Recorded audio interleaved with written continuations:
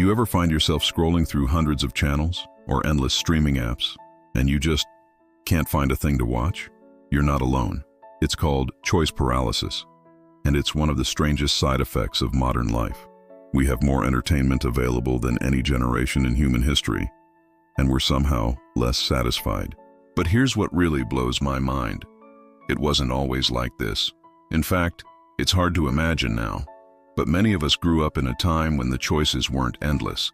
They weren't even dozens. They were three. That's right. For most Americans from the 1950s through the early 1980s, there were only three channels: ABC, NBC, and CBS. Maybe, if you were lucky and the wind was blowing just right, you could pick up a fourth, grainy channel from the next town over. PBS came along later, adding educational programming to the mix. But that was it. And you know what? We were grateful for those three channels. Today, I want to take you back to that era, not just to feel nostalgic, though we'll definitely do that, but to really examine what television meant when it was scarce, when it was communal, when it was an event. Because understanding where we came from might just help us understand why we feel so lost with 500 channels at our fingertips.